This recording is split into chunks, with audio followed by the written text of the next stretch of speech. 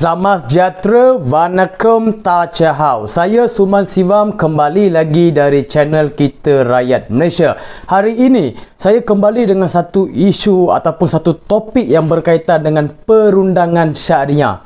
Baru-baru ini kita lihat ada pelan-pelan memperkasa perundangan syariah yang disebut oleh Datuk Ahmad Mazuk Syahari. Ya, pelan-pelan ini telah membuktikan undang-undang kita ni terjaga, dan dalam situ kita ada 4 akta baru dan 7 pindaan akta yang sedia ada. 4 rang undang-undang baru iaitu RUU Mufti, RUU Mahkamah Syariah, RUU Wakaf dan RUU Kawalan dan Sekatan Pengembangan Agama Bukan Islam. Di sini RUU ini baru dibentangkan ataupun belum dilulus lagi, baru dalam proses rang undang-undang untuk dibincangkan oleh pihak-pihak berkuasa. Hari ini yang jadi isunya di sini adalah RUU Kawalan dan Sekatan Pengembangan Agama Bukan Islam. Dan di situ ada beberapa NGO, gabungan NGO Melaya dan Sabah Sarawak telah mengukuhkan memorandum mereka pada tarikh 9 semalam 9 bulan 9 mereka telah mengeluarkan satu memorandum untuk bantahan terhadap RUU ini, dan mereka juga mengeluarkan perlembagaan persekutuan untuk menunjukkan dalam perlembagaan persekutuan ada satu perkara, iaitu perkara 11 kebebasan beragama. Dekat situ dan nyatakan tiap-tiap orang berhak menganuti dan mengamalkan agama dan tertakluk kepada fasa 4. Tiada seorang pun boleh dipaksa membayar apa-apa cukai yang hasilnya diuntukkan khas kesemuaannya atau sebahagian bagi masuk satu agama selain agamanya sendiri. Di situ dah jelas apa yang dibincangkan dalam perlembagaan, dan soalan-soalan yang saya perlu tanya pada NGO begini. Kenapa bila ada kepentingan ataupun ada poin baru mereka mengambil buku perlembagaan persekutuan untuk menyatakan perkara ini salah? Perkara ini tidak salah sebab perkara ini jatuh dalam perundangan syariah. Kalau saudara, tuan-tuan, puan-puan pernah dengar berkaitan dengan ajaran sesat berkaitan untuk orang Islam, baru-baru pun kita lihat ada ajaran sesat, tidak tahu apa yang diajarnya, pelbagai masalah yang dihadapi oleh orang Islam. Dan ajaran-ajaran begini telah menyesatkan keimanan mereka. Sebab itulah akta-akta begini wujud.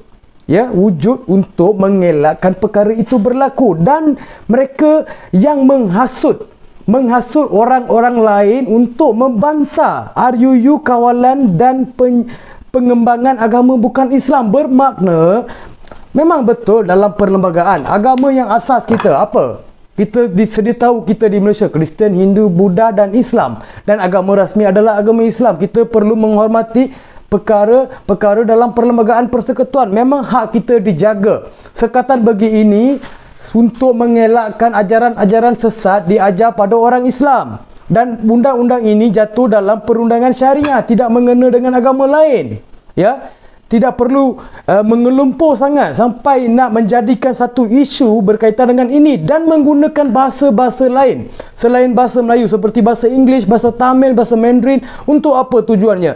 Tujuan untuk menyampaikan perkara ini adalah umum. Jika boleh mengeluarkan dalam bahasa Melayu kenyataan-kenyataan yang diberikan bagi dalam bahasa Melayu. Dan ramai juga tanya, kenapa Suman tidak bercakap dalam bahasa Tamil? Saya boleh cakap dalam bahasa Tamil. Dalam video saya sebelum ini pun saya perlu cakap bahasa Mandarin pun saya pernah. Tapi saya menghormati bangsa kebangsaan saya, sebab saya buat benda ini untuk umum.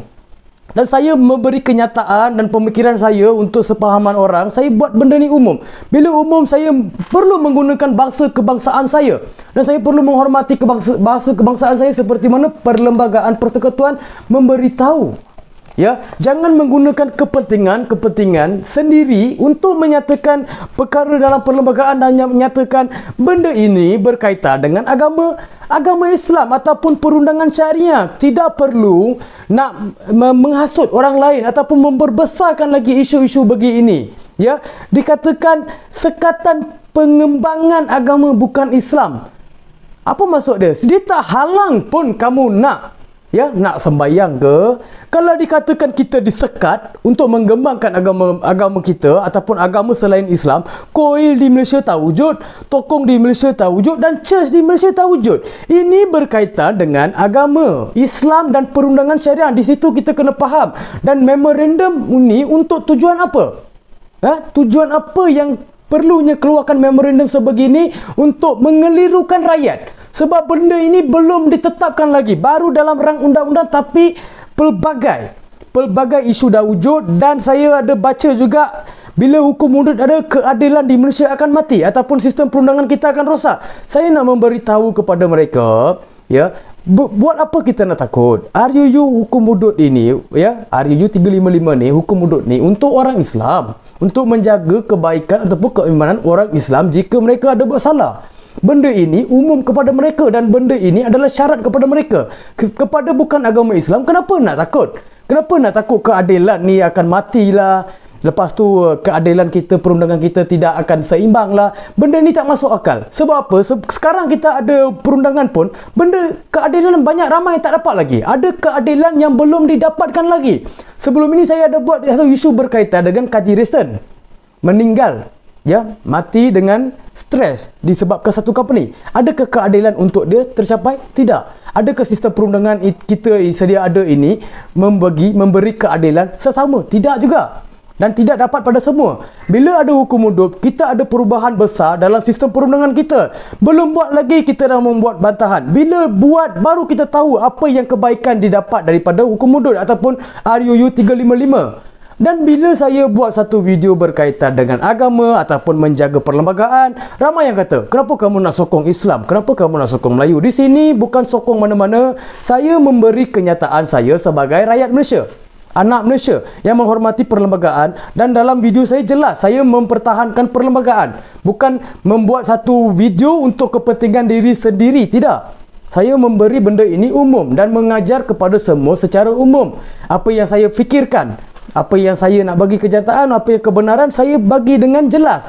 Apa yang saya fikirkan, itu jelas dan padat. Ya, di sini akan yang mengutuk saya, kenapa tidak menggunakan bahasa kau? Kenapa tidak menggunakan bahasa lain? Saya tidak ada masalah. நான் தமிழ்ல தான் பேசுவேன். எனக்கு பிரச்சனை இல்லை. இப்போ என்னன்னா புரிஞ்சுக்கணும். இப்போ என்ன சொன்னாங்க, இது மக்காமா ஷரியா, perundangan syariah. இப்போ இந்த மாதிரி ஏன் சொல்கிறாங்கன்னா நம்ம மேலே புரிஞ்சுக்கணும். நீங்கள் எடுத்துமோ கவுத்துமான்னு பேசுனீங்கன்னா நம்மளுக்கு தான் நாளை பின்ன ஒரு பெரிய பிரச்சனை. ஏன்னா இதில் ஒரு பெரிய இஷ்யூ ஆக்க முடியாது. இது மக்கமா ஷரியால தான் விழுந்துருக்குது. ஏன்னா இப்போ ஏன் இந்த மாதிரி சொல்கிறாங்கன்னா, அஜாரன் சிசாட் இப்போ நிறைய குமிஞ்சிக்கிட்டு வருது. இப்போ அவங்க இந்த மாதிரி ஒரு அறிவு தான் அந்த அடுத்த காலத்துக்கு அவங்களோட இது நல்லா வரும். இப்போ நம்மளுக்கு அவங்க தடை கொடுக்கல, இது செய்யாதீங்க, அது செய்யாதீங்க, கோயிலுக்கு கட்டாதீங்க, கோயிலுக்கு போகாதீங்க, அந்த மாதிரி யாருமே சொல்லலை. அது ஒரு தப்பான விஷயமா எடுத்து பேசி அது தப்பான பரவி அது ஒரு பெரிய பிரச்சனையாக்கி அது ஒரு ஏன்னா பிரச்சனையாகி ஒரு மத பிரச்சனையாகி அப்புறம் அவனை தலிபான்றது இவனை தலிபான்றது, அதெல்லாம் ஒரு தேவையில்லாத ஒரு பிரச்சனை தான். Ya, ini penjelasan saya. Ya, kepada yang paham saya yang jelaskan, jangan marah saya. Sebab saya tengok video-video yang sebelum ini, mereka katakan ini sistem Taliban. Adakah mereka tahu sejarah Taliban yang sebenar? Apa yang mereka lakukan? Itu politik mereka. Jangan kaitkan sistem perundangan syariah negara kita dengan Taliban. Bagi mereka, mereka itu betul. Apa yang mereka lakukan itu betul. Berlandaskan undang-undang mereka. Berlandaskan ideologi mereka. Bagi mereka, mereka betul. Ya, bila ada pembunuhan etnik besar-besaran, ada tak orang masuk campur? Tidak. Palestin masa tu tidak ada berbunyi pun. Tapi bila Taliban pukul orang, bunuh orang, kamu nak perkecilkan. Bila Yahudi buat, kamu senyap. Tidak ada yang membuat bantahan. Ada yang suka, ada yang tidak suka. Begitu. Begitu juga masalah ini. Jangan kaitkan dengan Taliban. Taliban lain. Sistem perundangan syariah kita lain. Kita ada sistem kita sendiri. Sebab kita perlu mempertahankan apa yang kita ada dan memperkasakan lagi undang-undang yang sedia ada. Jangan menggunakan suara-suara politik untuk atas diri sendiri, untuk kepentingan yang ada. Ya, sekian, terima kasih.